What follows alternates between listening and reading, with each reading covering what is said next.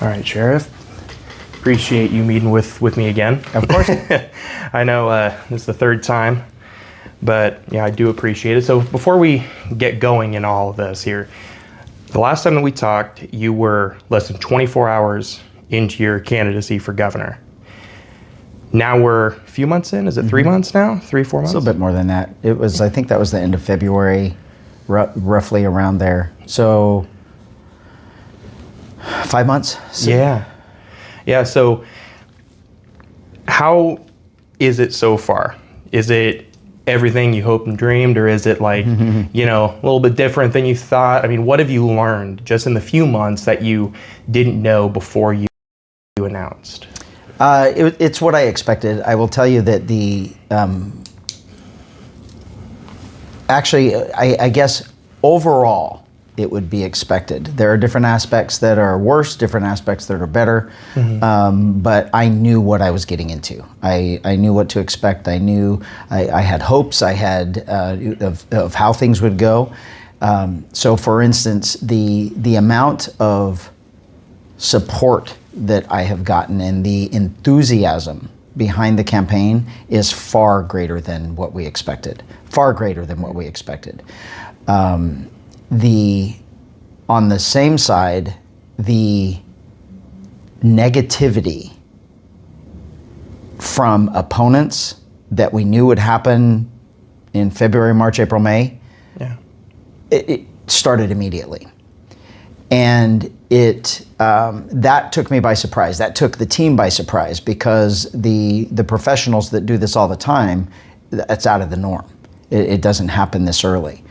And they both go together. They both go together to make me know that we are in a fantastic place, and everyone else knows it. Do you think it's because of your position as sheriff, or is it because you're a Republican? What would that be?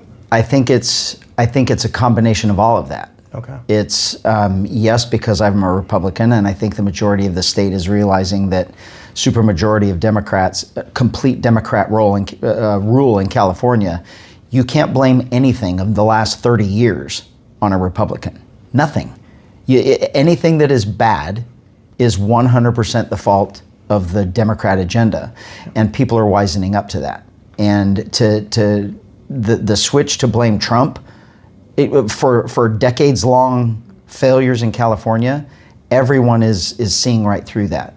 So there's that. So that switch toward Republican, which happens every 20 years, and imagine that, it's the 20-year mark. So that normal switch is happening anyway, that normal swing back to say, hey, let's go something different, especially in the governor's position. The legislature has been Democrat controlled since the 1950s, 1956 and 1958. So that has never changed. It's the big ones, when wanting change, wanting a governor that, oh my gosh, what is happening here? We need a change. It's the governor that's singled out. And so every 20 years when it gets so bad, then the population wants something different, and they view that change needing to come from the governor's position. So that's where we are for that. Okay. So that's the Republican side. But then the sheriff side is California, and we can expand this and say the nation as a whole. California is absolutely starving for leadership. They are starving for someone that they can trust. They trust not one person in government. They don't trust their legislators. They don't trust the governor. They don't trust the attorney general. They trust no one, because they're being lied to. They're realizing they've been lied to for a long time. And when they turn on their TV or turn on their social media, they're watching our current governor lie to us every single day. And they're watching the media repeat those lies every single day. And they're all fed up with it. So they are starving for someone to be honest, someone with character, instead of money or pizzazz or celebrity status or whatever it is how we elect politicians. They're tired of that. They're looking for someone with integrity and character. They know is going to be honest with them. They all like the sheriff. Those are the characteristics that the entire state votes for their sheriff, is honesty, integrity, service, character, are you going to do the best for public safety in our county? Yeah. And so that idea of sheriff is huge in people's minds because they can look to me for trust. They can look to me for character, honesty, and all of those things. So now you put that together, and I have all of that combined with this movement going toward the Republican side. The Democrats are absolutely terrified. Absolutely terrified, and they're going to do everything they can to make sure that Democrats are convinced that I'm evil. And that's what's happening. On the Republican side, the Republicans know they have absolutely no chance of overtaking me. No chance. And not only that, they have no chance of winning in a statewide election. Yeah. A Republican hasn't won a statewide election forever, and we can't count Governor Schwarzenegger because he was top tier celebrity at the time, and he won because he was the Terminator. He did not win because of his policies. Nobody even knew he even cared about politics.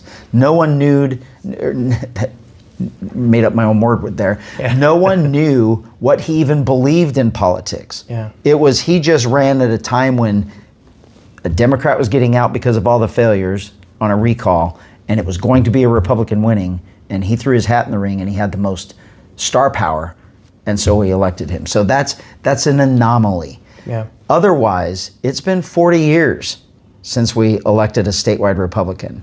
And the people that are running now, absolutely none of them have even held a local electable race. They've run for election before and they've all lost. They can't even win a local race.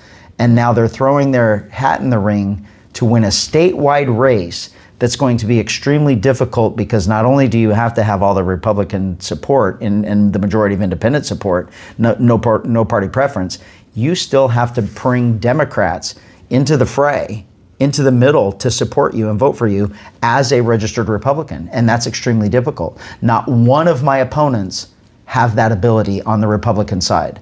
So what we are finding is the absolute negativity that is happening and the attacks that are happening trying to discredit me this early in the race is something that doesn't happen in elections. The lies and the things that are made up that are happening now, those come later. And we see Democrats, all of the Democrats are raising money to fight me and labeling me as this extremist, anti-government, MAGA, oath keeper, all of this Trumper, he's, all of this stuff to make Democrats think that they're really voting against President Trump. And then the Republicans are trying to paint me as a person that doesn't like President Trump, that doesn't like ICE, that is a Democrat that recently changed. I mean, the lies that they have come up with that people are believing, and I already know from speaking earlier, you're going to ask me one of these questions that is nothing but a lie, that people are being manipulated by a screenshot and by a tiny segment of a video to believe something that happened didn't happen, and my opponents are paying for that, for you all to see that, because they know they cannot elevate themselves. They're somehow going to have to lower my status because they can never overtake me. And I'm not saying that to say that I'm so much better than everybody else. It's the world we're in.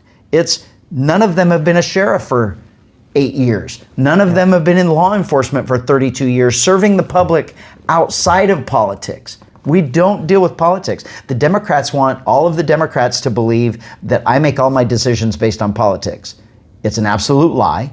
Yeah. I've never made one decision based on politics. It's on right and wrong, constitutional, what's best for my county, my residents, and my department. That's what I base my decisions on. And they're going to label it as politics because they don't agree with it. Typically, the far left Democrats are anti-law enforcement, so they don't like me anyway. Doesn't matter what I do. I could end all crime in Riverside County, and they're going to say I did it. It took me too long. I mean, whatever it is that they're going to say, it's just that inherent hatred toward law enforcement that's directed toward me because I'm the top law enforcement person. So the overall campaign, and then you talk about me going. I mean, I am all over this state. I'm very rarely home. I'm very rarely in my own county. And all throughout the state, these meetings that I'm going to, these gatherings that I'm going to, these meet and greets that I'm going to, these speaking engagements, they're all being sold out. People are being turned away from them because there's no room. And it's not just Republicans. It's the people that don't want to be a party, the independents, the no party preference. Democrats are contacting us and contacting the organizers' events to make sure that it's okay that they come. Being a Democrat, they just need to hear what I'm saying. And then afterward, them telling me they don't agree with everything. They will never be a Republican, but they are going to do everything they can to help me win because they know I have to win this election. That's what we are getting in 5 months. And we did not expect that. It is the support that we have across the state, the grassroots support is twofold, threefold, fourfold what we thought we were going to get. And then it goes back the same way. The negative is the same thing, 2, 3, fourfold worse than what we thought was going to be. So we know we're in the right. We know we are the person to beat on both sides. And we're just going to continuing our campaign. And in the end, I think this is going to be an easy win, really. Yeah, that's amazing. You just talked about my next question. So you've been south, north of here.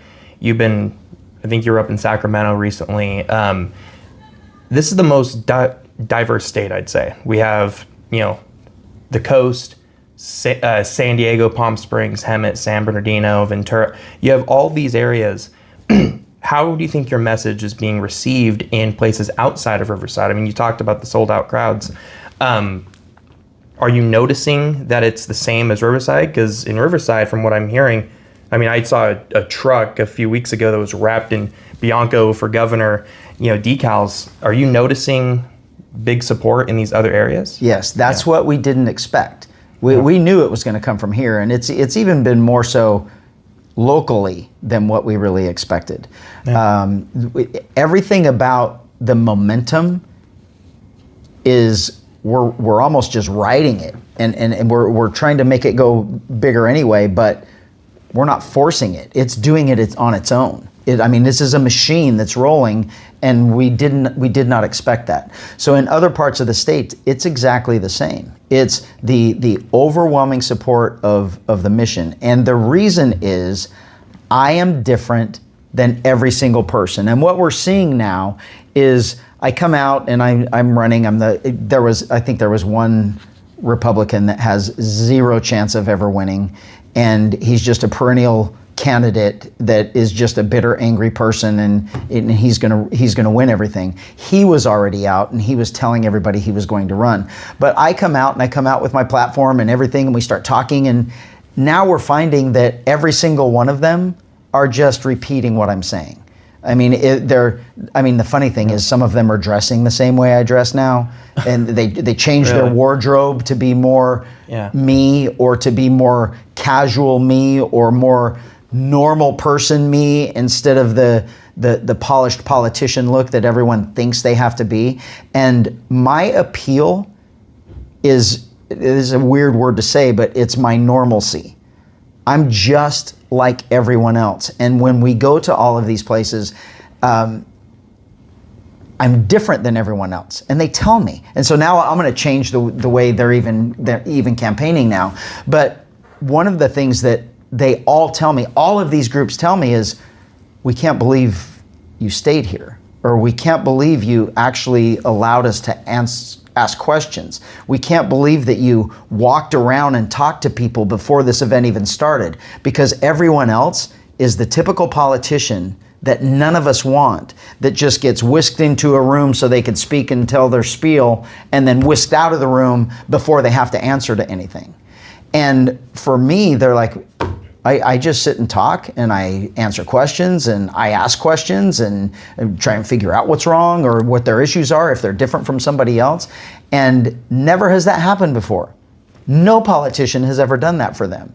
And so their answer is always, it's awesome that you're the sheriff, and it's awesome the things that you've done, and you're the only person that's ever dealt with a budget, and $1 billion budget one to boot. You're the only person that's ever been elected to that big of an office. Yeah. But besides that, you're just a regular person. We can sit and have a conversation, and you're just a normal guy like my neighbor.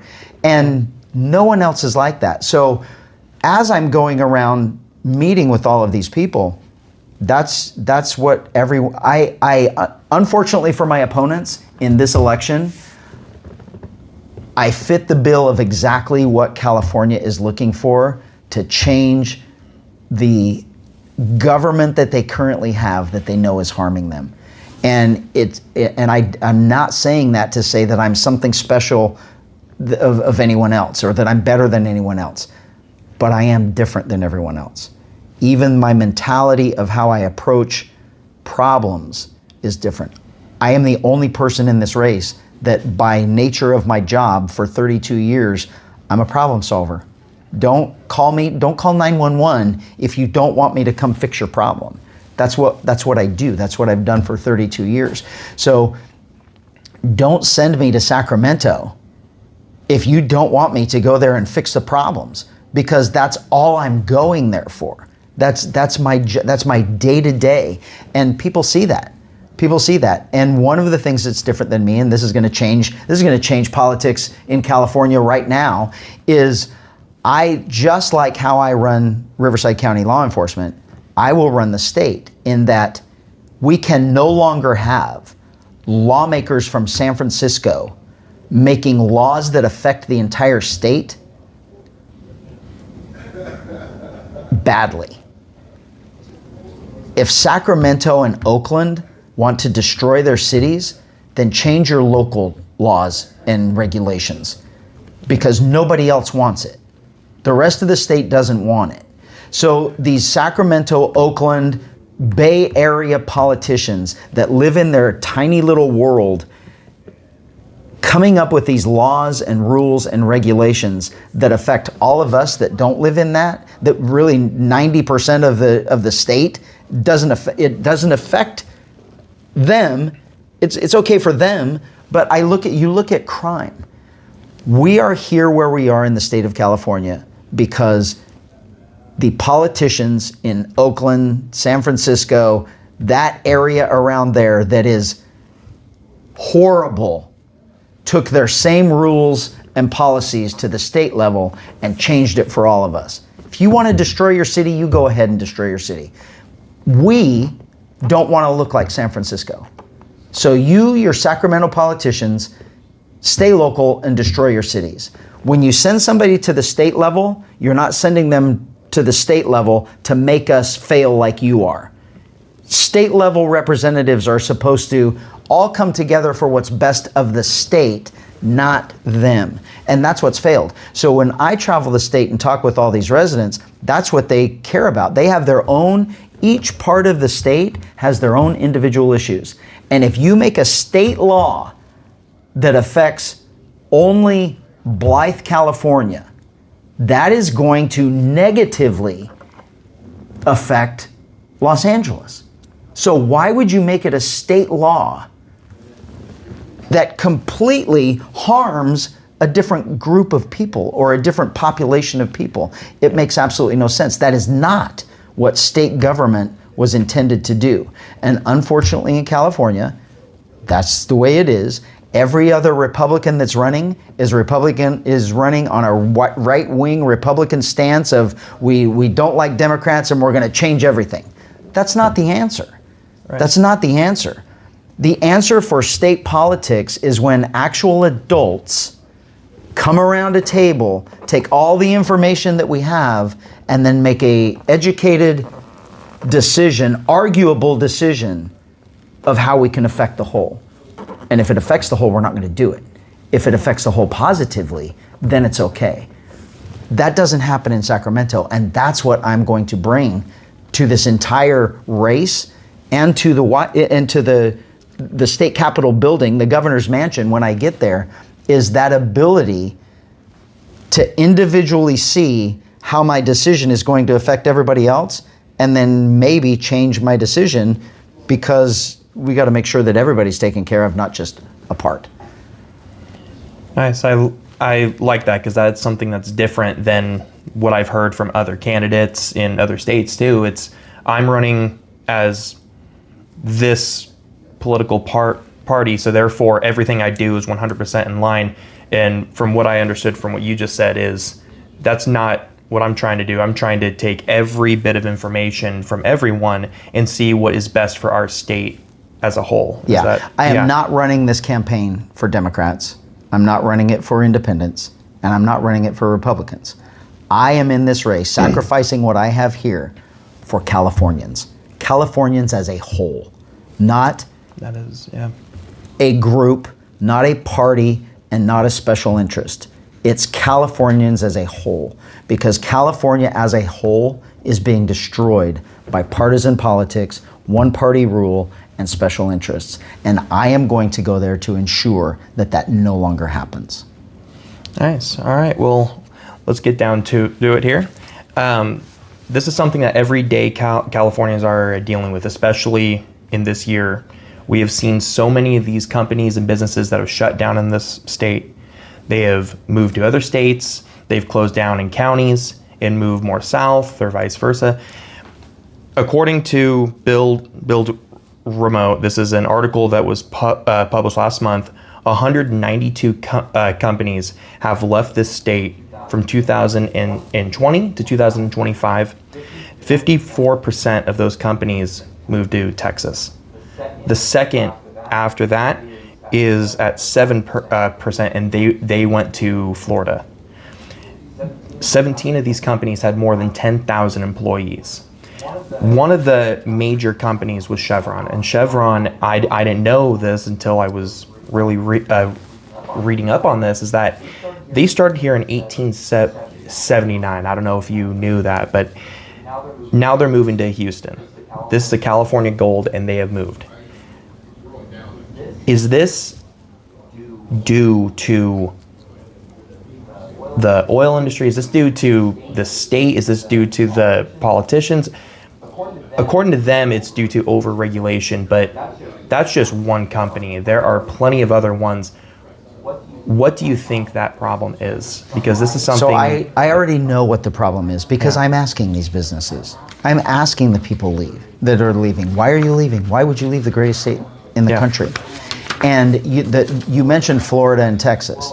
Well, California is the only state that has perfect weather.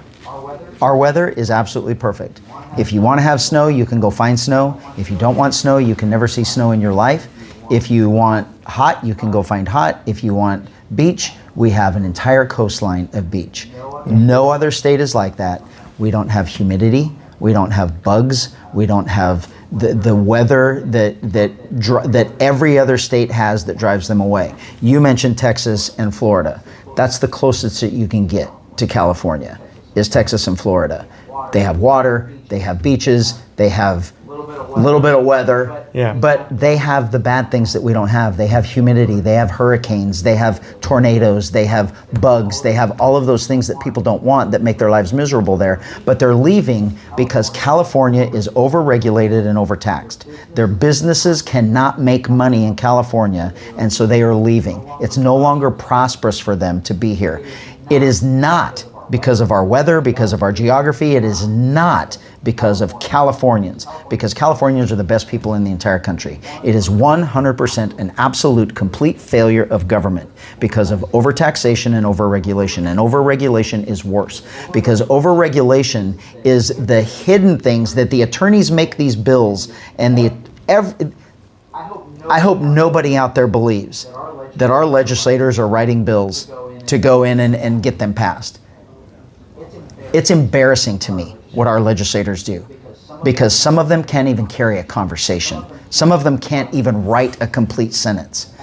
And they are coming up with these bills that are written by attorneys from special interest groups that are intentionally vague with the sole purpose, knowing that they're eventually going to go in later in the regulatory division, and they're going to regulate the crap out of that law, and that's how they're going to get more money. That's how they're going to put the screws to a business to make sure that that business can't operate. So the overregulation is just as bad or worse than the taxes. So the only way you change that is get rid of the taxes and get rid of the regulation. Why are they moving to Texas? Why are they moving to Florida? Because they are very, very, very business friendly. Because those two states know something that California doesn't, and that is, if you make it business friendly, then all the businesses are going to go there. If all the businesses go there, that means more jobs for us. That brings in more people. It increases the amount of people. It increases the amount of jobs. When you do that, all of these companies are fighting for workers. So that automatically increases the wage that they're paying because they have to compete with everybody else to get the worker. So increase in wages go up.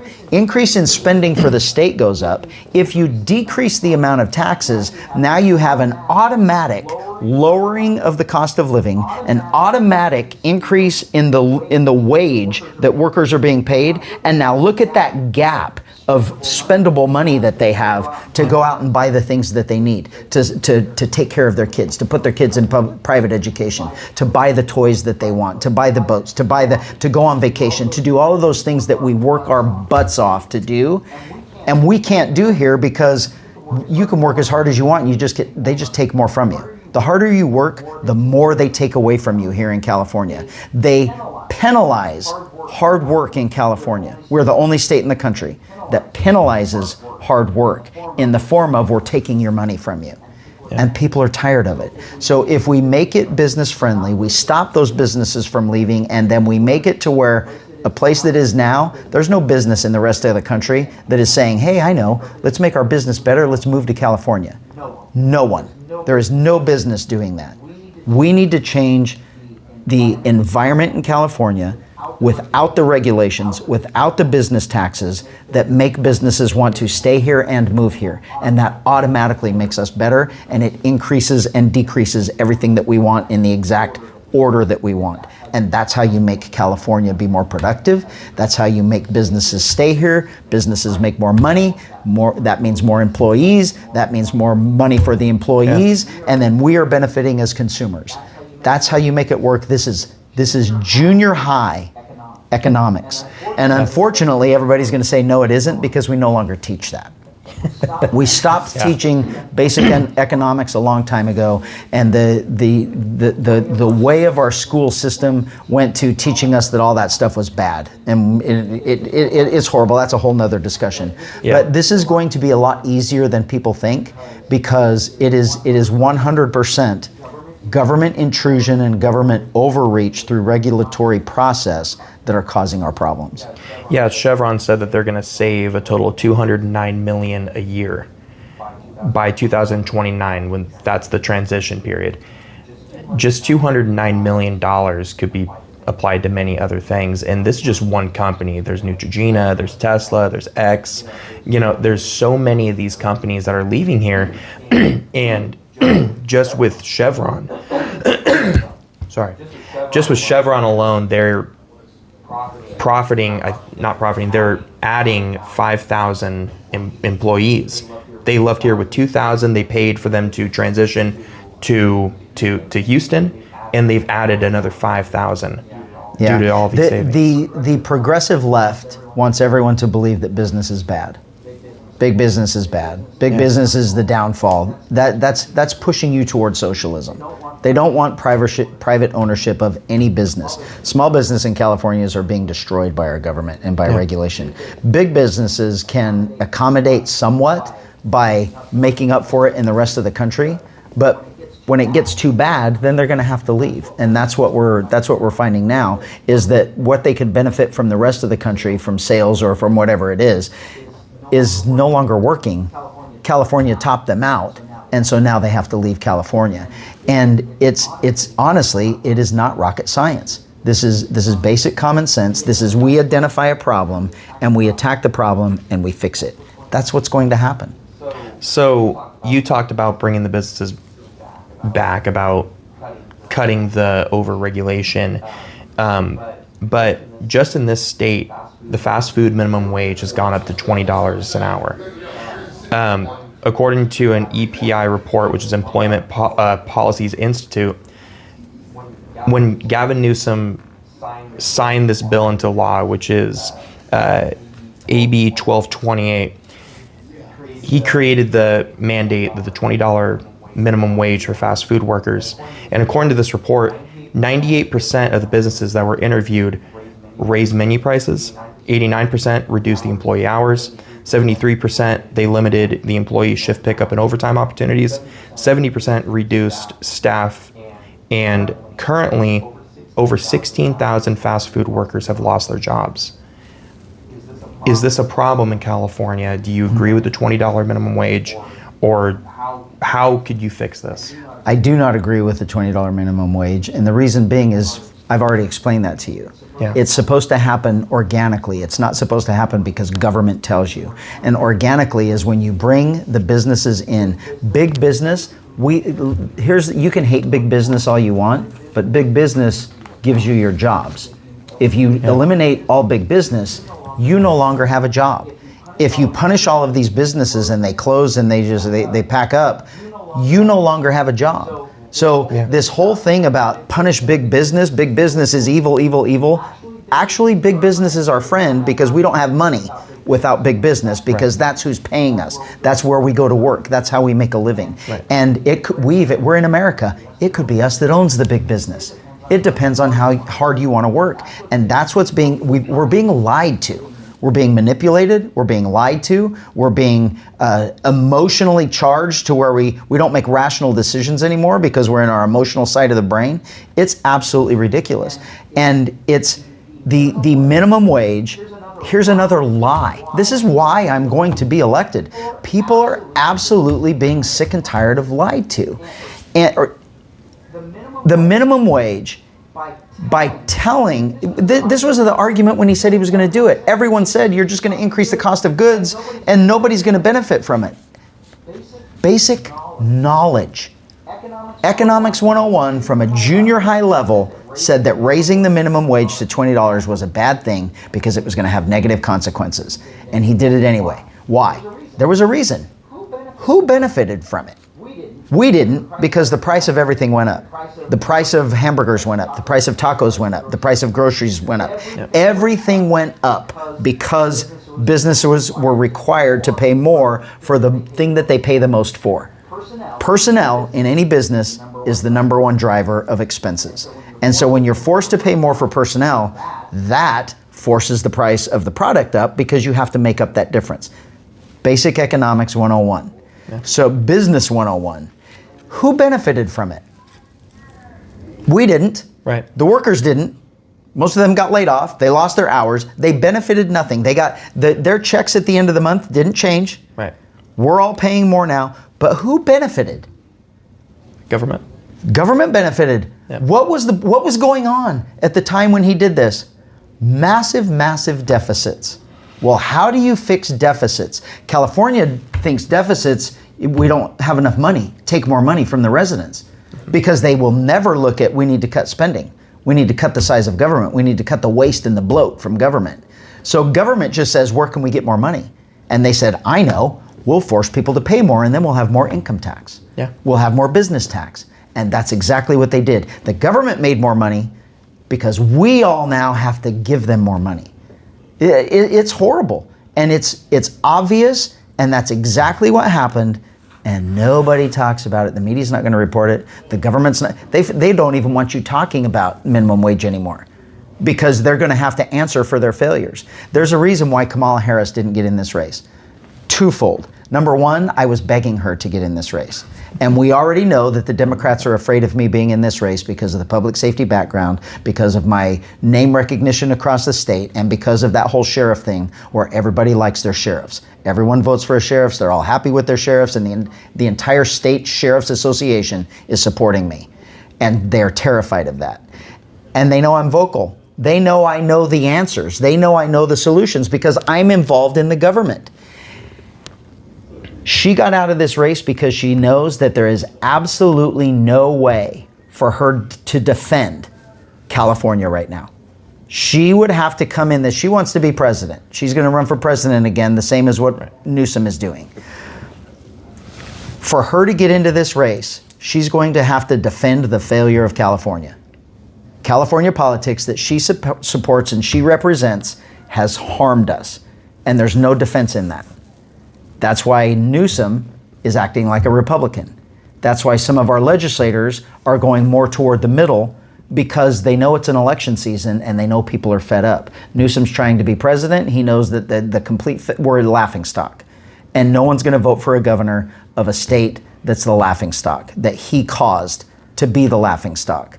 And so he has to distance himself from those decisions and act like he's a moderate as he campaigns. Kamala Harris will do the same thing. She has to distance herself from California. We are in a great environment right now to take back our state. And everyone knows it. Everyone knows it. And we just need to make sure that this momentum continues. Yeah. Well, you did talk about the deal in Oakland and San Francisco and the Bay Area. So let's move into crime. This is another thing that's affecting our businesses in California. We had a Denny's, a Target, a Starbucks, and Subway, as well as many other of these companies that are leaving the state or shutting down in cities. They've all closed due to theft and rampant crime, some violence with employees, as well as, just customers in general. You posted a video on your social media, people can find it, about this same issue. How do we stop those businesses from closing due to crime? We have 14 years of a state government that is pro-crime. They are absolutely pro-criminal, and they are anti-law enforcement and anti-public safety. And you can see it in their budgets.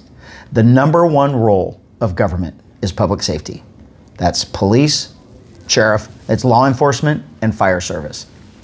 People want to be safe in their neighborhoods, safe from crime, safe from death, safe from fires, safe from disaster. They want to be safe, and that is the number one role of government. Our government in California is completely lost and backwards, and public safety is at the bottom of the list of priorities. The California budget dedicates 10% of its budget to public safety. They were going to double that, almost double that, just for illegal immigrant health care. Where is the priority? Yeah. Where is the priority? The budget for fire department in the entire Cal Fire, the entire state, the budget is $4.5 billion, $4.5 billion for all of fire. Illegal healthcare was going to be 12. So 3 times the amount of what is supposed to keep us safe just for healthcare for illegal aliens. That is a government that has a seriously misplaced agenda on priorities. Their priorities are backwards. We have to be kept safe. With me as the governor, public safety will be number one. Public safety, I'm not saying it's 100% of your budget or 90% of the budget, but it's certainly all of our pie chart that we have. If you look at the state budget, has to be all of the colors can stay the same, but all the words around have to be shift. They have to go somewhere else because it's absolutely backwards in this state. So with me as your governor, the resources for public safety to keep us safe from fire, to keep us safe from disaster, and to keep us safe from crime will actually take place. Also, we have an agenda here in California that crime is no longer a crime. There absolutely must be a consequence for criminal behavior. And California has taken that away. And they shame you if you think that anyone should go to jail, or if you think that anyone should go to prison for committing crimes. Because shame on you, they had a rough childhood. Shame on you, they didn't have the same opportunities you did. Well, yes, they did. They chose crime. And if you continue to choose crime, you end up in jail and prison, and you have to stay there because you refuse to cooperate or go with the societal norms that allow us to have a civilized society. You cannot have that without law enforcement and without a consequence for crime.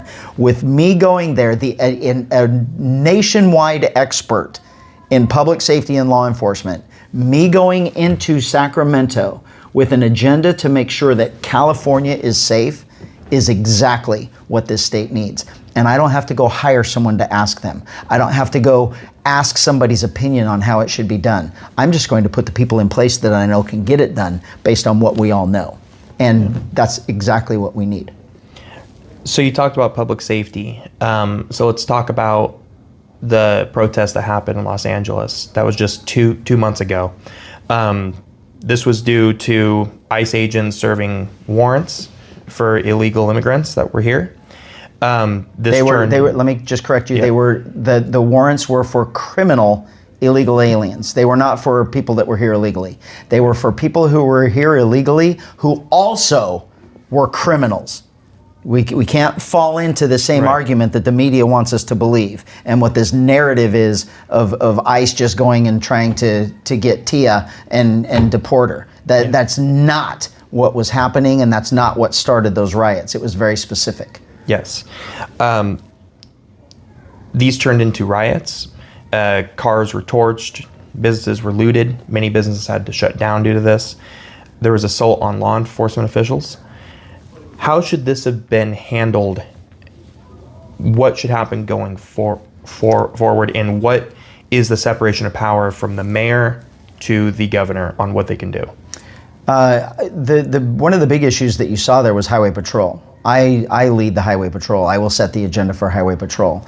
And one of the things that is all in our heads is the highway patrol hiding under a bridge while they were being attacked with fire bombs, bricks, blocks, and everything else.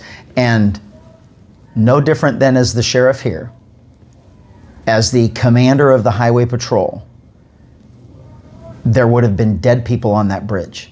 Highway patrol would have protected their lives. Assault with a deadly weapon, fire bombs and bricks that could have killed them. They would have shot the people that were doing it. There will be a consequence for that type of behavior when you are trying to physically harm and kill another person, especially law enforcement. You're going to suffer a violent death. And that is what everyone expects to happen. If you go to all the comments on social media, everyone was wondering, why aren't the cops doing anything? Why aren't the cops doing anything? I will tell you why, because you have failed politicians as leaders that have prevented them from doing anything. That would never happen with me as the governor. And all you have to do is look for proof. I've already done it. That doesn't happen here. They tried to make it happen in 2020. We expected them to try and do it again the same way they did before. Now they were coming from Los Angeles, they were spreading and they were coming here. And what they did is when the social media websites, and let's be clear of what these are not protests. These are paid for political uprisings. That's what they are. They have their own web pages, they have their own social media pages, and they direct all of these people, the people running it, direct all of the people wanting, let's go riot, let's go do whatever we're going to do, and they direct them through social media. When they started planning on stuff here, those groups, those leaders across all of the social media platforms just started posting the same message. You are entering Riverside County. Riverside County is controlled by Sheriff Chad Bianco. We cannot help you there.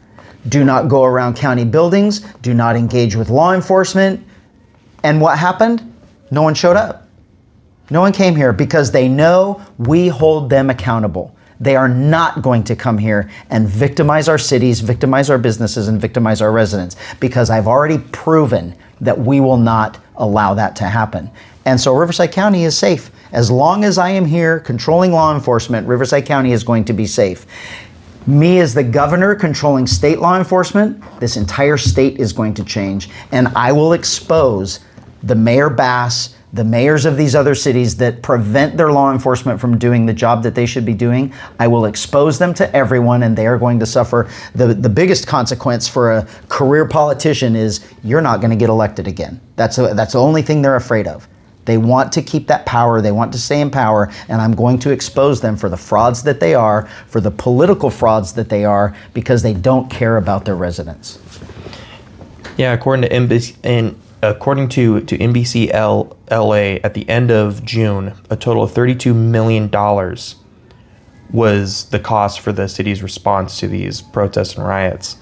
And that is because it went on for well over a week. It should have ended the first day. Yeah. Here, it would have ended the first day. Yeah, that's definitely a difference between LA and here, because I've noticed just living in this area, it's definitely a lot safer than it was even 10 years ago. Just it keeps on going down. We have a zero tolerance for criminal behavior in Riverside County. Los Angeles County enables criminal behavior. Their politicians enable it. Yeah. I, as the law enforcement leader, the chiefs of police that are around here all agree with me, and luckily for us, we don't get negative feedback from our politicians. They allow the law enforcement leadership to make sure we do our jobs and keep them safe. We don't get this negative political feedback that other cities, Bay Area cities, Los Angeles, places like that get to their leadership of law enforcement. So, is this an issue with the sanctuary city policy where the mayor can control more than the governor? How does that all work? The mayor, you can do, a locality can do more than the state. They cannot do less. So this whole thing about the sanctuary state, it's a disaster. That it needs to go. SB 54 absolutely has to go. If it's not going to be completely repealed, it has to be completely redone and remade and amended to make sure that the people who are here illegally that then commit more crimes against us and victimize us, they're done. You're not here to better your life. You're here to make ours miserable. You go back where you came from. That's what has to happen. If you're going to go to jail, you're going to commit crimes, you're going to victimize us, and you're here illegally, you got to go. Yeah. And SB 54 prevents that. Okay. It has to stop. It absolutely has to stop. So SB 54 is a disaster. It doesn't protect you. It does not protect the immigrant community. It only was designed, made, signed into law to protect criminals who are in jails and prison from being deported. That was its sole purpose. Its sole purpose. And we were lied to about that too, just like everything else that usually comes out of Sacramento. And so SB 54 has to change. So how a city works, a city can't say, the state says we're sanctuary city, sanctuary status. A locale, a city, a town, or a county can't say we're not. There's a minimum. The state is the minimum. Yeah. It doesn't have to be the maximum. A city can say we're going to go more than that, and some cities have. And guess what? They're the ones failing. The ones that are going to be more stringent than SB 54 are the Oaklands, the San Franciscos, the Los Angeleses, the downtown San Diegos, and they're all failing. None of us want our downtowns to look like any of those cities. And the commonality is the type of government that they have. Yeah, so the last thing on that then, are police departments and sheriff's departments, are they understaffed in the state, or are their hands tied? What is the... Both. Both. So we are, because of horrific state laws prevent us from arresting people. They've made crimes not crimes. They've prevented from, we can arrest them and put them in jail, but they're going to get let out immediately. They're going to serve no sentence. It's only going to be probation. Horrific public safety policy coming out of Sacramento. Horrific. It makes us to where we can't do our job to keep all of you safe. Yeah. That's the biggest problem that we have. And then the demoralization of law enforcement makes it to where we can't even recruit anymore.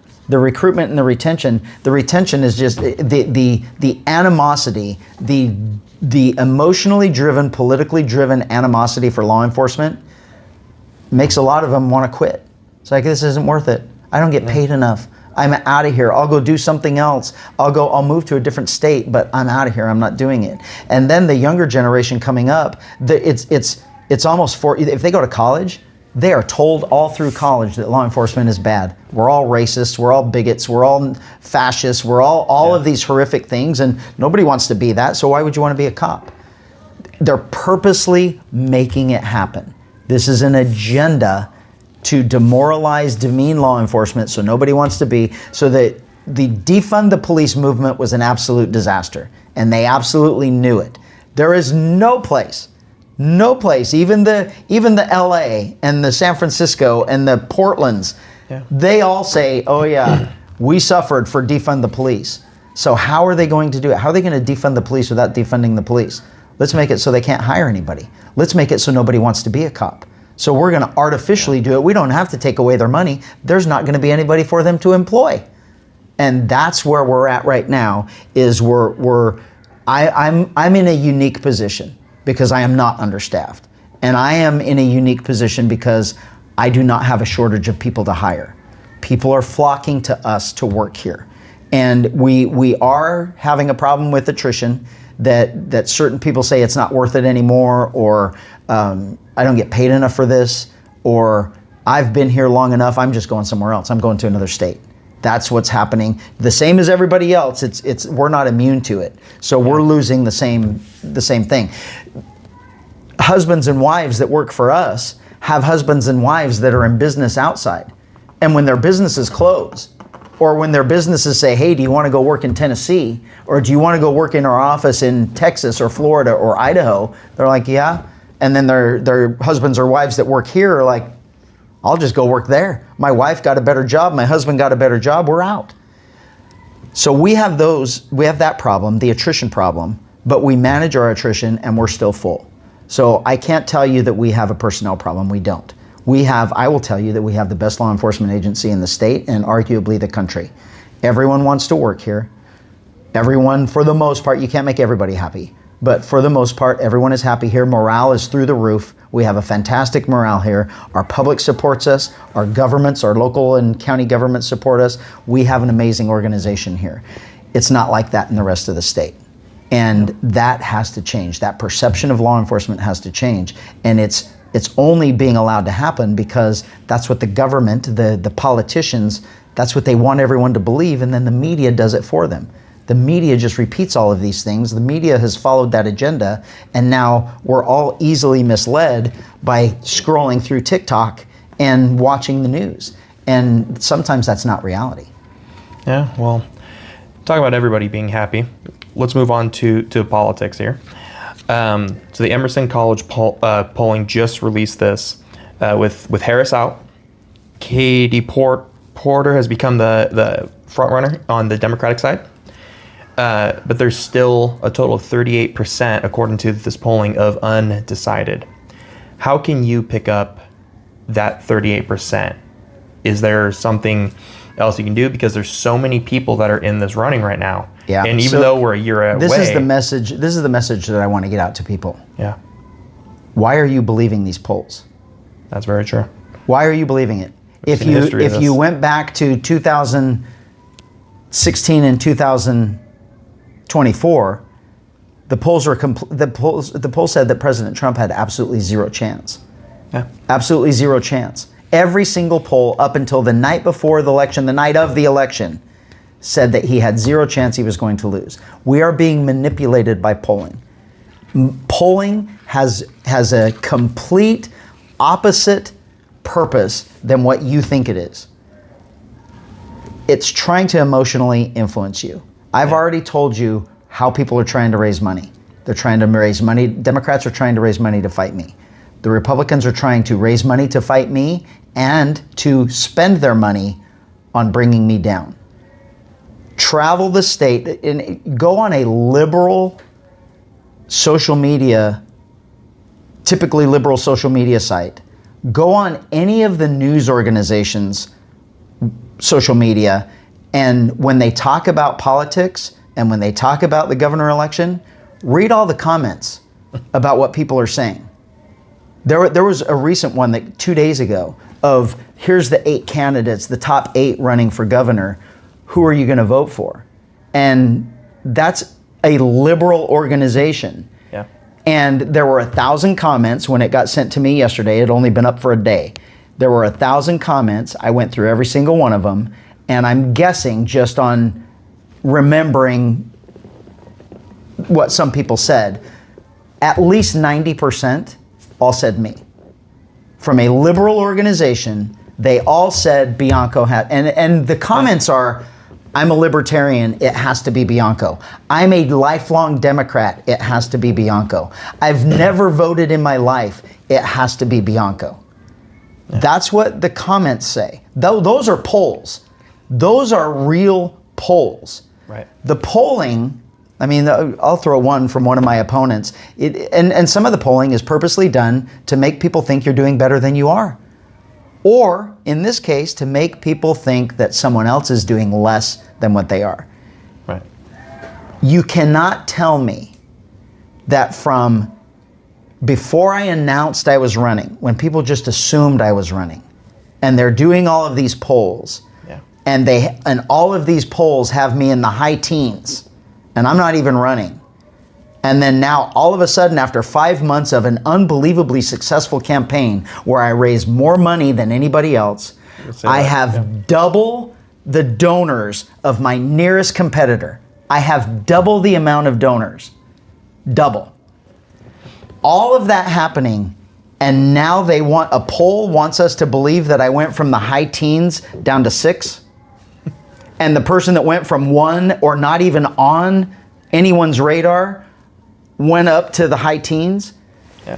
It is so fabricated, it isn't even funny. And the bad part of this is we're going to be completely manipulated all through the cycle, because Democrats are going to do everything they can to bring up other people, because they don't want me going against anyone in the November election. Yeah. The unfortunate fact of this election is, if I believed, or if I knew that someone else could win this election, I would get behind them wholeheartedly. Wholeheartedly. I have a better job. I have a friend who is a sheriff of Las Vegas.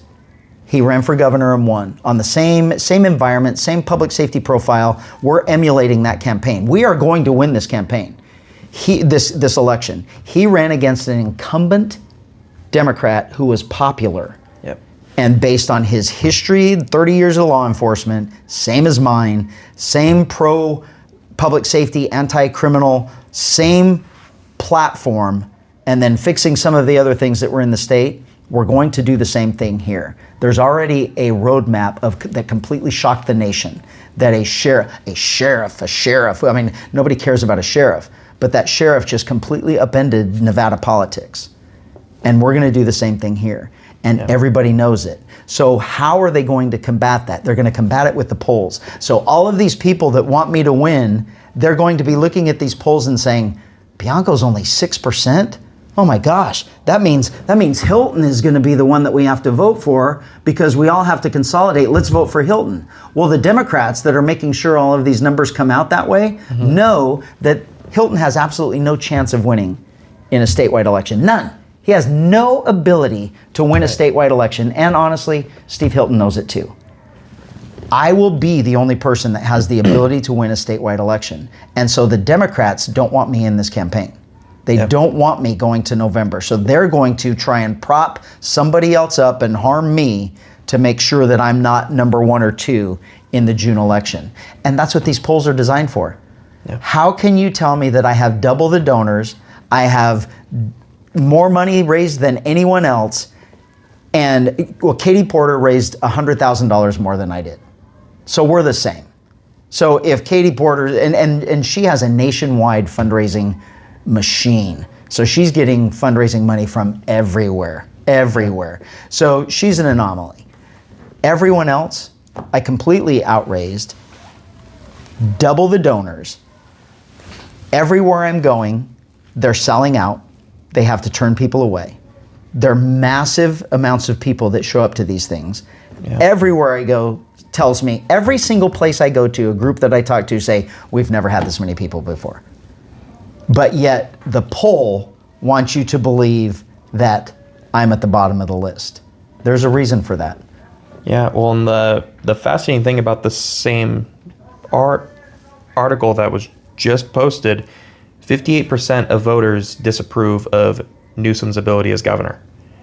Well, from what I researched, and I went on to Porter's site to just figure it out, it's emulating. She's going to be the same or worse. She's actually going to be the same or worse. We will either continue the same policy that we have or make them worse for businesses, worse for our schools, worse for our economy, worse for law enforcement. That's the future with Katie Porter. Yeah. So going forward, how do you, if this polling's true, that there's 38% that's undecided, what can you do to try and pick up some of that 38%? Because the thing is, with California, it's the top two, not one from the left, one from the right that go up to the general. In California, it's just the top two. Yeah. So how do you plan? Because his 12% or 8% or whatever will take away from yours. Oh, absolutely. So how do we fix this issue? Yeah, so our entire campaign is just reaching as many people as we can. And so this is my campaign is not going to be like any campaign that you've ever seen before, because I absolutely refuse to follow the same path that the consultants and the people that are involved in politics want me to follow. I'm not playing by these made up, set up rules that send us down the failure route forever. I'm not doing it. I am doing a completely different campaign where I am running for California. Every single one of the Republicans are running for Republicans. That's all they care about, is running for Republicans. Democrats only care about Democrats. They're not trying to reach any Republicans, and they're certainly not trying to reach anyone in the middle. They're all going toward their far base. I'm not. And so these polls, these people that take polls, that actually answer the phone and stay on the phone for 15 minutes, are not the people that I'm even attracting. I would be willing to say that I already have them. And the ones that are on the sides, I'm never going to get them. Yeah. I might change it. They may change their mind. The ones on the far left, never will they change their mind. So my campaign is to not only reach that 38% that you're saying, but I'm going to reach the 50% that don't vote. Half of our state doesn't vote in elections. And I can't tell you how many people are part of my campaign that are the most energetic, gung-ho people helping in this campaign that have already told us that they've never voted in their lives. Wow. They're in their 30s, their 40s, their 50s, some in their 60s, and they've never voted in their lives. And they tell me, I'm embarrassed. I know that's my duty as an American to vote. That's what makes us great. That's why we're free. And I've always taken it for granted, and I will do it no longer. So we are reaching those people that don't vote, that 50%. So we are going to throw another number into this mix that nobody else is anticipating. Yeah. Not only the no party preference and the independent voters, who more than likely I'm going to get the endorsement of the independent party, the American Independent Party. This is going to be an election like no one has seen. The polling, I couldn't care less about the polls. I care less about the voters. That's all I care about. Yeah. I care only about Californians and getting as many people to vote that I possibly can. And the ones that we can get to vote are going to end up voting for me. That's my goal. I don't care what a poll says. I don't care what my competition says. I don't care what the media says. We actually know what's happening out there with the people that are going to make a difference. Yeah. And we are going to be laser focused on making sure that's our goal.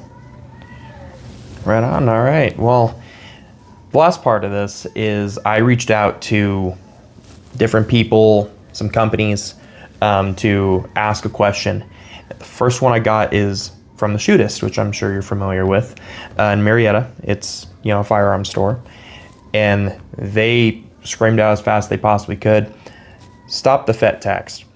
Can you explain what the FET tax is in California? Yeah, so everything about firearms, guns, ammo, the types of guns you can get, the types of guns that are allowed, all of it is bad. The regulation and the laws that they have passed in California are absolutely bad, and they're only meant to eliminate guns from California. Completely outside of our Constitution. And they've done it through what I said before. They know that a law is not going to make it. A law can't do it, because then we're just going to fight it in court and it's going to be unconstitutional. So they pass a very vague law that nobody even realizes or even knows what it's doing. And then regulatory, they go in and start making the regulations. And then they start taxing things. They start causing fees, so they don't call them taxes. And some of them, they just come flat out and say, they just pass a tax and say, we're going to tax you for firearms. We're going to tax you extra for the ammunition. We're going to tax you an additional 10% for buying something that we don't want you to have. That's the government imposing on our freedoms. And with me as the governor, all of that goes away. Those added taxes for guns, the added taxes and fees for ammunition, the added regulations for eliminating some of the most amazing guns that we have available to us, you can't buy here in California. It's absolutely ridiculous. Law-abiding residents are not criminals. Stop making them criminals. We have so many gun laws on the books that they refuse to enforce. They're actually taking the penalties away from criminals using guns to commit more crimes. They're refusing to penalize them for that, but they want you to be a felon for not registering a gun or for bringing a gun into the state that nobody knows about. It's absolutely backwards. And from a public safety perspective, there's not a cop that's being honest out there that is afraid of a law-abiding resident with a gun. Not one. Not one. Yeah, according to Gavin Newsom on the Sean Ryan interview that he did, I don't know if you watched it, but I'm gonna save that comment. But in that, he talked about how he's pro-gun, pro-firearm, he's a liar, pro-Second Amendment, and he used an analogy about a woman seeing somebody at the store or soccer game or something, I can't remember the exact quote, and sees a gun on that person. And she doesn't know if that person is a criminal or a law-abiding gun owner, so it's creating fear among people. I mean, what would your response be to something like that? He's an idiot. He made that story up. He's a liar. Yeah. Everything out of his mouth is a lie. He's a master manipulator. The only thing that I will ever give him credit for is he is the most slick, dishonest politician I have ever seen or met in my entire life. And I can't say met because he won't meet with law enforcement. So I've never met him. And seen, witnessed, or remember reading about or learning about, he is by far the slickest, most dishonest, disingenuous politician ever. All right. Well, the funny thing is, at the beginning of that interview, he was gifted a SIG P365, which I found very funny. But all right, so the second question I have is from John. He's a retired mechanic. He had some questions pertaining to the extreme high cost of catalytic converters, various other automobile parts due to the strict smog requirements in the state.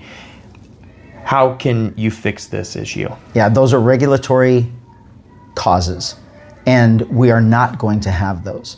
CARB will be no longer. We will not have CARB. CARB is absolutely disastrous for California businesses. We will not do anything more. I can't say that because there will be some things that I will concede and I will give into as how government is supposed to work to get my things, things that I want. I'll agree with you on some things. So that's how the perfect bill is that no one's perfectly happy, but everyone's happy with the outcome. But nobody's perfectly happy. Yeah. Because we all gave a little bit to make sure that it was right. So the California CEQA is going to go away or get completely redone. CARB is going to go away or get completely redone because it is been hijacked. Both of them have been hijacked by attorneys and activists to make sure that they do away with things that they don't like. And that's not government's role. It's not government's role to tell us when we can no longer have gas cars.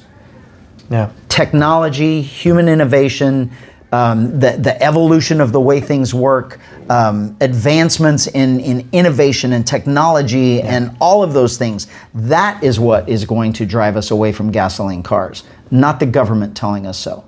And so all of these regulations trying to force people into going toward the non-fossil fuel vehicles will absolutely go away.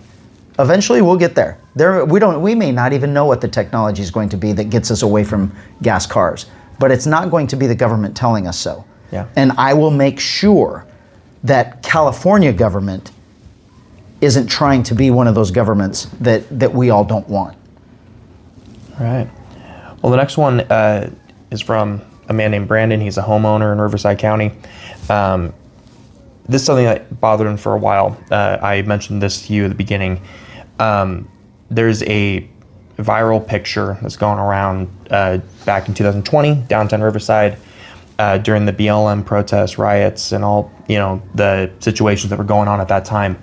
And there's a picture of you kneeling during that time. What can you say about that picture? What I will say is there's an awesome, in law enforcement, we know it and we live it because we're not affected by anything like this. But there's a saying that's believe nothing what you hear and only half of what you see. And this is a absolute perfect example of that. Yeah. There were 1,200 cops there. 900 plus of them were mine. And then the other ones that truly I was in charge of because I was the leader of that. It was with the RPD chief because we were in downtown Riverside. But it was my 1,000 deputies. 900 of those deputies were mine. I was in control of all of them. So we have a unified command, but technically I was the one that was leading it. So I was the one that was out there on the front lines standing between those 1,000 deputies, 1,200 cops, and the 10,000 people who meant to destroy downtown Riverside. Yeah. And what you see is what 2 Republicans who are running against me are paying to be spread through social media. Absolutely paying to be spread through social media because, like I said before, they have absolutely no ability to elevate themselves based on their past or their resume. They have no ability to elevate themselves above my past and my resume. So the only thing they can do is tear me down. So here's the thing that doesn't make sense. And if it doesn't make sense, maybe there's something else to it. I am a nationwide leader in law enforcement. Nationwide respected leader in law enforcement. In this state, hands down. In my county, there is not even a question. I am one of the most respected leaders in the law enforcement community in the nation. BLM and law enforcement are mortal enemies. Mortal enemies.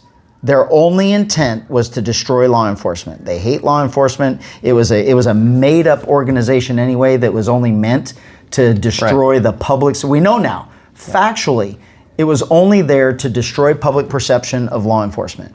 Right. Absolutely, without a doubt. We know that now. At the time, we didn't, but we still knew it is completely anti-law enforcement.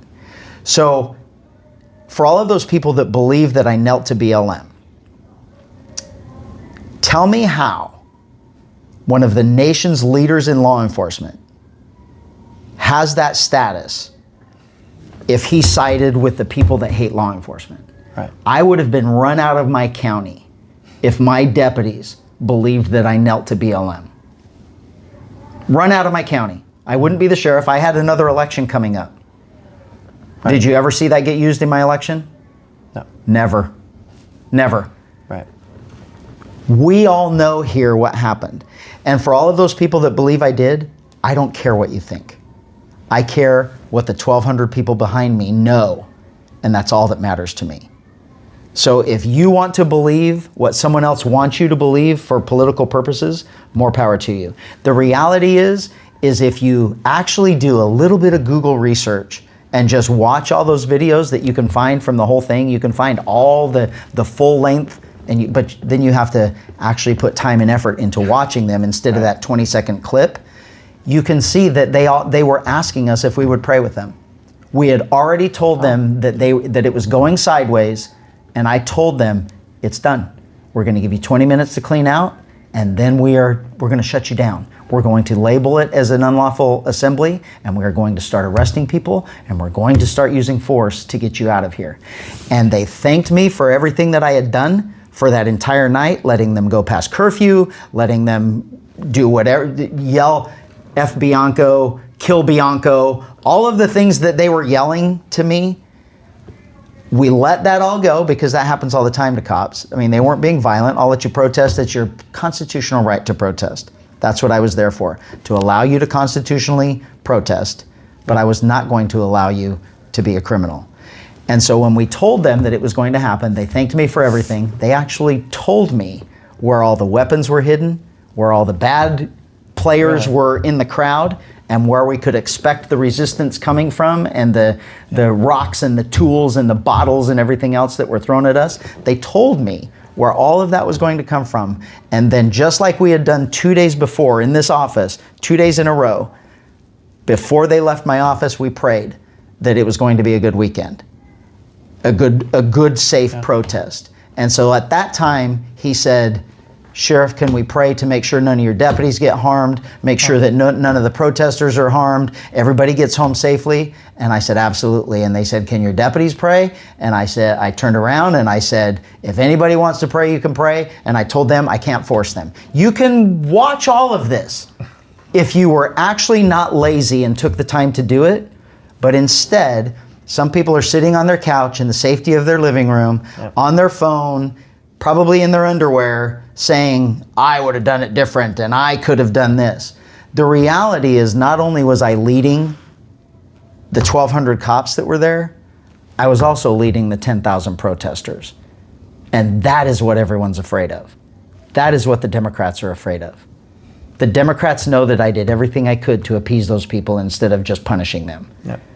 The Republicans know that we're there, that care to know what happened, know that I did everything I could to let them exercise their constitutional rights, and then when it went sideways, I eliminated it as fast as possible. And then what no one cares about is what we did that night, eliminating those 10,000 people within an hour, with no deputies injured, with no reported injuries from the people that were protesting. We set the tone for the rest of the country on how to stop your riots. Los Angeles watched what we did. I had a conversation with their sheriff about what we did, and they started doing the exact same thing the next day. Theirs were so out of control, it took them a couple of days to get a hold of it, but they eventually did. And then everyone else in the country started doing the same thing. It's like, oh, we can stop our cities from burning if we just enforce the law? And then they started doing it. So the leadership ability that I showed that day is like nothing that anyone had seen before. And me agreeing with them to kneel and pray is not only something that I don't regret, I would do it again.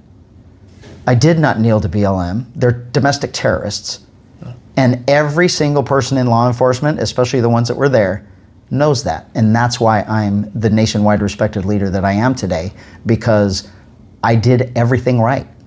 I protected my city, I protected the protesters, I protected my deputies, and in the end, it's never gonna happen here again. And we witnessed that this year when they didn't come back because they knew what the outcome was going to be. Yeah. Well, I appreciate you clearing that up. You know, it's funny because the video I saw, it was the person that was yelling. You're talking to him, you grab the blowhorn, you start talking, and then it cuts to you kneeling, and then it cuts after that. So yeah, so thank you for clearing that up. I appreciate that. And after talking to you for so many times, you seem like a no-nonsense, law and order, bread and butter kind of person, you know, so that's why I'm gonna ask him that question. Yeah. So and that's the thing with me is with people, they know I'm not afraid to answer anything. You can ask me anything you want. There's no secrets. I have absolutely no secrets in my entire life. But you be prepared for the answer, because it might not be something you expect, or it might not be something that you believe. But just because you don't believe me doesn't mean you're right. Right. And in this particular case, you've been completely misled. And you fell down the path of what you complain about. These people that are out there saying, he knelt, I saw it, are the same ones that say, that are yelling fake news, fake news, fake news. Yep. Same ones. And they can't see the hypocrisy in their statements because they're so blind in their own ego that they can't just look at it and say, that doesn't even make sense. That goes against everything he says, everything he does. Yeah. Why is he liked so much by all cops? It doesn't make sense. Well, it doesn't make sense because it didn't happen. That's why it doesn't make sense. Yeah. And then the ugliness of politics is you have dishonest politicians that only care about whether or not they can get elected, that are going to pay to mislead you, and they don't even have to do it to support them. It's going to mislead you to, oh my God, I can't support Bianco because he did something. And then it drives you over to supporting one of these that doesn't deserve your support. Yeah. You were manipulated, you were lied to, and you don't even know it because you didn't take the time to look into it. That's well said. I like that. Thank you. Got a question from a college professor and homeowner that's not too far from here, named Doug. Said, how can you bring back the California dream and bring the prices of homes down for this next generation, such as myself? I can speak to this. Yeah. Living in an apartment where the rent is what a house payment should be. How can you bring that down and bring that back? The price of homes in California is directly related to the regulations and the red tape and the bureaucratic roadblocks put in place on builders. 100%. Ask any builder and they're going to tell you that. Yeah. A third of the price of the home, a third of the price is because of the added cost of regulations and time in a building that is interest on money borrowed by the builder. A third. So instead of having a median of 960, 950, it could be 600 for the median cost of a house. Nationwide, it's 400,000. But then you take away the other regulations outside of that that drive the costs up anyway, and now we're down to the same median. So you take away the regulations that prevent building, and we have them. We have regulations, we have activist groups, and we have CEQA and the Coastal Commission that are absolutely building preventative. They don't want you to build. So they're going to put as many roadblocks in place to stop you from building. It should take 90 days average to build a home. California takes between 3 and 5 years to build a home from start to finish. Wow. Because of the regulatory process. They don't want you building homes. Those are going to be eliminated. We will no longer have those processes. We will make it friendly for these developers to build these communities and build these homes that will then, economics 101 again, when we have all of these houses, they'll have to compete for price because everybody wants to buy the cheapest house, and that lowers the cost of housing. In addition to lowering the cost of living, which is fuel, is the number one driver of the cost of living. So you lower the price of fuel, that's the number one driver of the cost of bringing all of the equipment and the materials, not only to the stores that they buy it from, but from the stores to the building site. So when the cost is double for fuel that it is in the rest of the country, that cost is added in to that price of the home that you're building. So if you lower the cost of living, you lower the cost of gas, you eliminate the regulations that are artificially raising the price of a home. Now all of a sudden we truly do have affordable homes that we can buy. And builders are now competing for your business because they have to compete with everybody else. But right now you have a government run by activists who activists do not want any building. They don't want you owning a home. They don't want development going on. They don't want new houses being built. And so they're putting all these roadblocks in place to make sure that builders can't do it monetarily and you can't pay for it once it's done.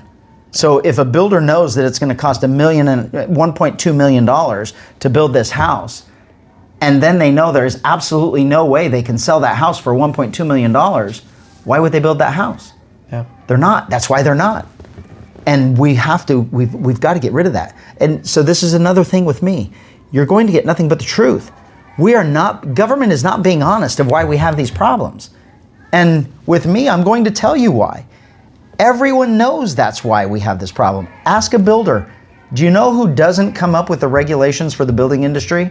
Builders. You know who they never ask? Builders.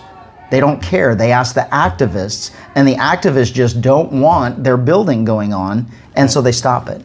And we're taking that away. And the governor has showed us how easy this is. He just did it.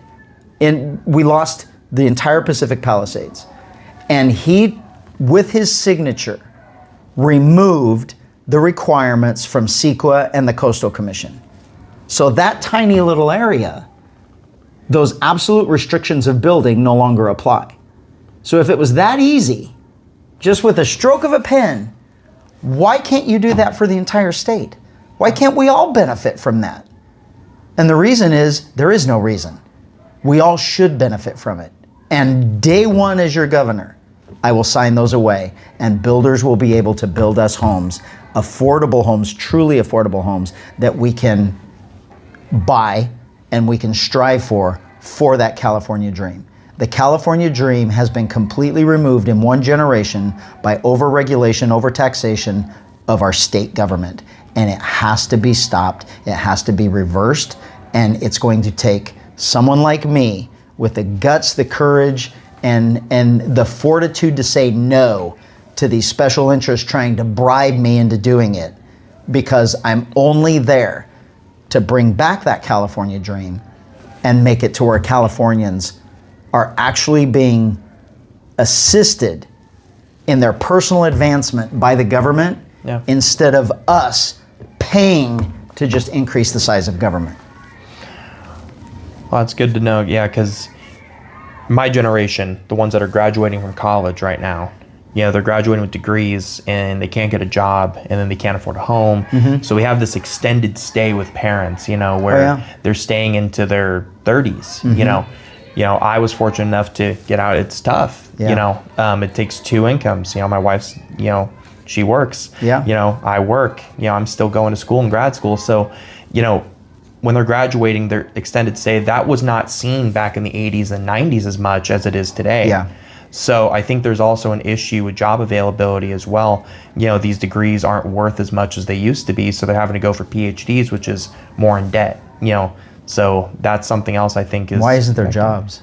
Because the state keeps pushing them to other places and preventing companies that could be entering the marketplace in California from coming to California because they know they can't succeed here.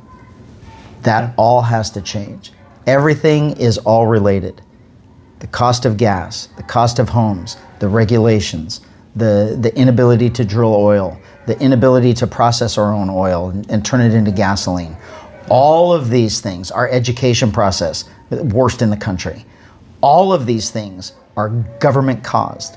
They're not caused by the business owners. They're not caused by the gas company, the electric company, the consumer. It's caused by the government officials in Sacramento on their own personal one-party agenda, and they don't care about the consequences or what it does to all of us. So the last question I have, you actually just talked about a little bit, is gas and oil.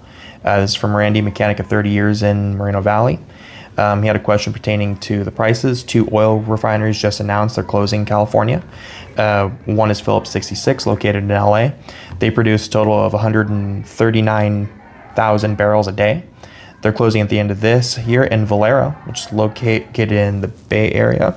They produce 145,000 barrels a day. They're closing at the end of April next year. How will this affect gas prices in California? I know in my area, it's still in the $4 mark, pushing $5.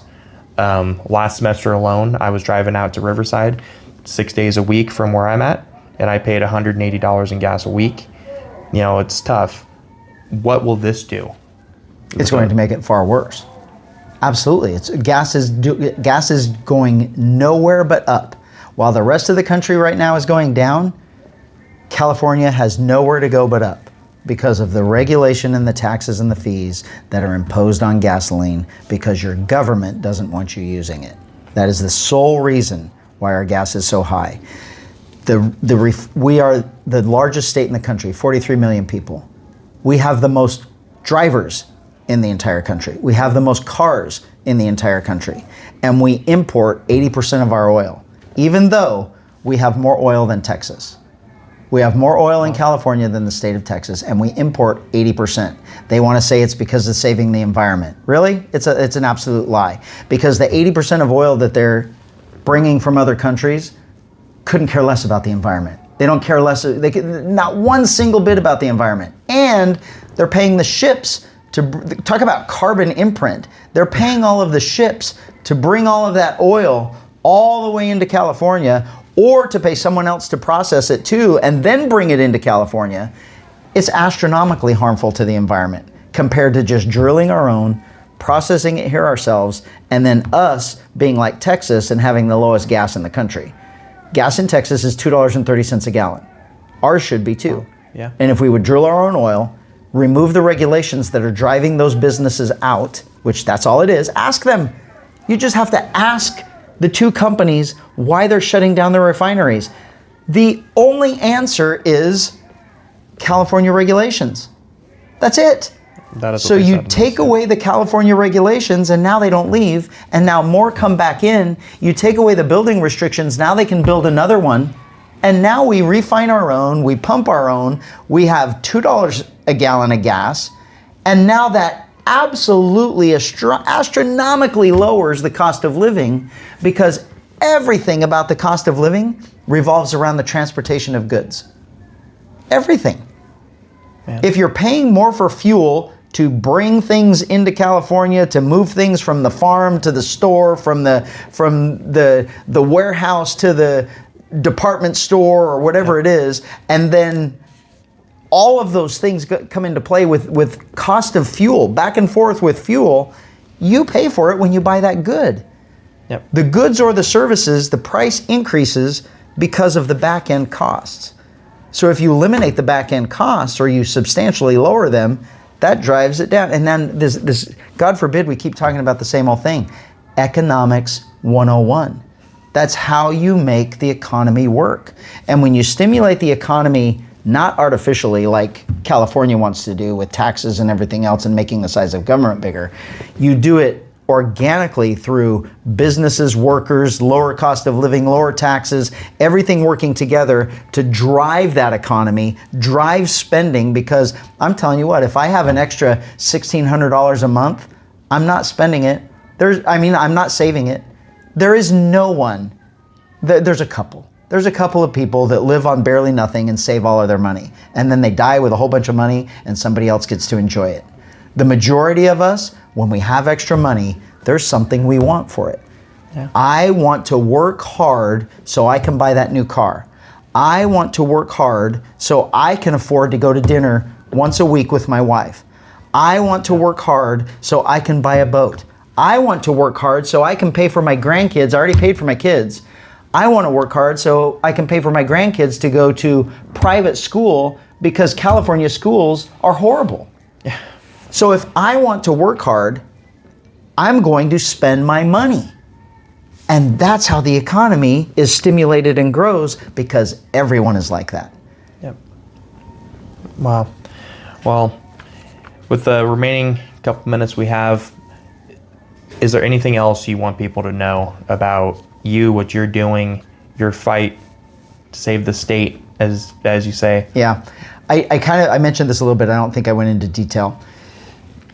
In a selfish perspective, which is something that I am not. I am, if you ask anyone that knows me, anyone that's around me, my wife, my family, selfish isn't in my vocabulary. I don't even know what it is. I do everything for other people. Selfishness does not come into play for me. If I was selfish, I have a friend who used to be a sheriff who is now a governor that tells me I'm silly for doing this. Not because I can't do it, because he thinks I'm going to win too. And he wishes he was still the sheriff. The job of being sheriff is far more rewarding, better than being the governor. I'm not doing this because this benefits me. I'm doing this because I know I can benefit California. In a selfish situation, I wouldn't want to win, because I'm still going to be the sheriff. I'm still going to win my next election as sheriff. I'm still going to provide the best service for Riverside County. They're still going to like me, and I'm going to make a lot more money as the sheriff. I'm taking a massive pay cut. I'm subjecting my family to lies, to ridicule, to hatred. That a normal person has no idea what my family's going through right now, and it hasn't even started yet. And I am doing this. They knew I was going to do it, not for me, I technically, they knew it. They're like, oh yeah, we're going to face the brunt of this because you want to go make California better. How about you care about us and don't bring this hatred onto us, but we know you're going to do it for California. Yeah. And that's why I'm doing it. If I believed that someone else could win, I would get behind them 100%. If I believed that someone could make a difference in California by winning this election, I would give them everything I had to make sure that they won. My name, my voice, my platform, endorsements, money, whatever it was that I could do. And I would just keep being the sheriff. It isn't going to happen because there isn't anyone out there that has the ability to win this statewide race. I'm doing it for Californians, not for any other special interest. No matter what you can think of, it's not for that. It's for every single person that lives in California, and it's for the people where I was, the 11-year-olds in every other state that used to look for California and say, that's where I want to live. If I'm going to make it, I need to go to California. The California dream at one point was real. It's what brought me to California from another state. And it's been taken away from us by a failed government. And I am going to put that back so my kids and my grandkids can benefit, and your kids and your grandkids can benefit from the same dream that I had and the same ability to make a good life here in California, the greatest state in the country. And that's what I want everyone to know. And the lies that people are telling about me are because they know I'm going to win this, and they're doing everything they can to prevent it, because I am going to destroy that little machine that's working in Sacramento that doesn't want to be touched. All right. Well, thank you so much, Sheriff Bianco. You've been amazing. You've been very transparent and gracious with your time. Look forward to seeing what happens.